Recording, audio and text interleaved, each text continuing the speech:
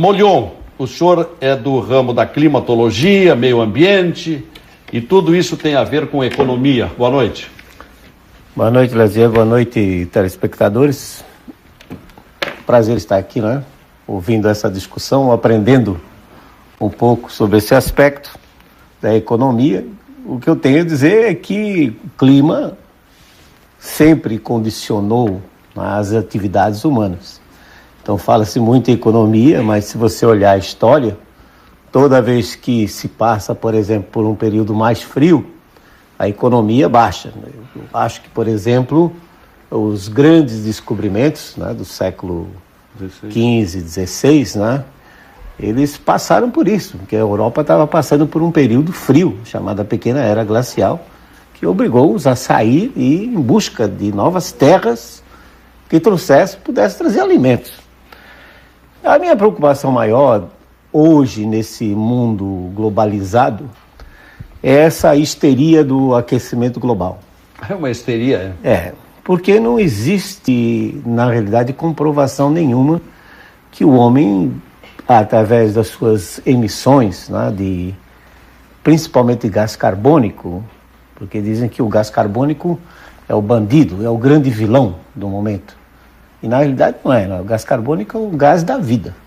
Nós estávamos falando antes, se não existisse o gás carbônico, as plantas não fariam fotossíntese, não teríamos amidos, não teríamos açúcares, fibras, que elas produzem para nós, animais heterotróficos. Nós produzimos alimento, nós temos que, então, a partir das plantas, nos alimentar.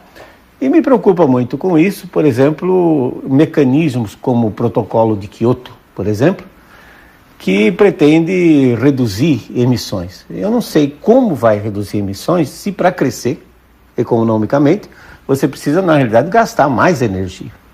E não é só as energias limpas.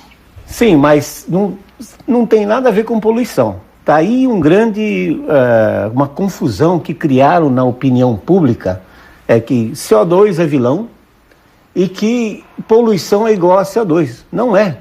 Eu acho que você pode produzir tranquilamente, queimando petróleo, queimando carvão mineral, e usar métodos que impeçam que isso polua o ar. Retirar particularmente os gases que são nocivos, como, por exemplo, o dióxido de enxofre, que depois combina com a umidade atmosférica e produz gotículas de ácido sulfúrico, por exemplo. Mas o CO2, que é colocado como... Quando falo em CO2, já aparece no fundo assim um monte de fábrica com aquelas chaminés pretas saindo. Quer dizer, nós precisamos produzir. O crescimento econômico que está sendo discutido aqui, ele necessariamente precisa de energia.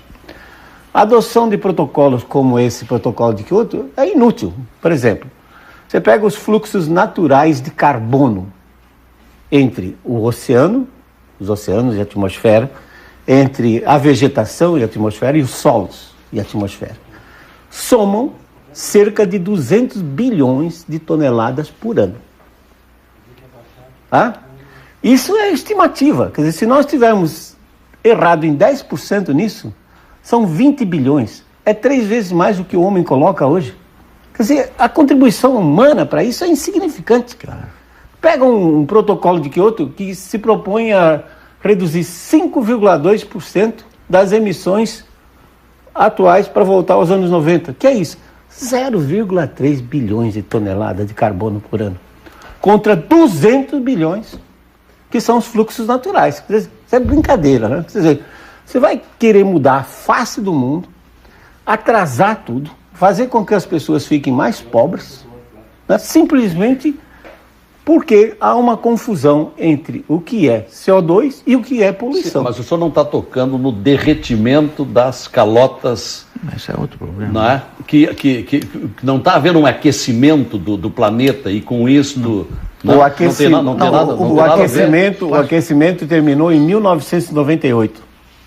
Nós estamos agora entrando num novo período de resfriamento. Isso está ligado a um ciclo do Oceano Pacífico, tem mais ou menos 20, 30 anos. Durante 20, 30 anos passa aquecendo. Por exemplo, entre 1925 e 46, houve um aquecimento. Derreteu praticamente todo o gelo do Ártico. No entanto, Até antes da guerra, quer dizer, logo depois da guerra, o homem jogava apenas 6% do carbono que joga hoje na atmosfera. Quer dizer, a atividade ela é pequena. Na realidade, essa globalização, essa industrialização acelerada começou depois da guerra. Não tem havido, então, um aquecimento? Não tem. É uma variabilidade perfeitamente natural. Os termômetros hoje, sobre o que se baseiam para dizer que houve esse aquecimento, na realidade são termômetros que estão dentro das cidades.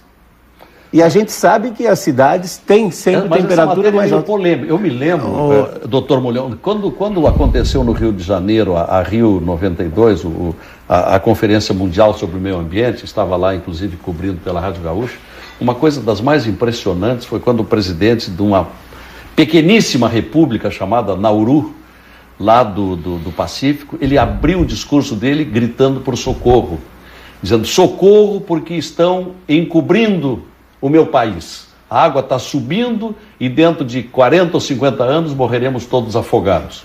Porque estava havendo o derretimento do gelo nas camadas. Não tem nada. Não tem nada a ver, não. Não tem nada a ver, não. Não é? Por exemplo, os dados mostram. O problema de ciência é que ciência não é religião. Ciência é números. Você vai, mede e diz o que está acontecendo.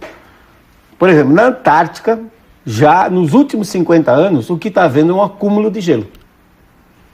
Então, aumento do gelo. Este ano, especificamente, de junho a outubro, o Ártico derreteu, mas, como eu disse, ele já tinha derretido antes.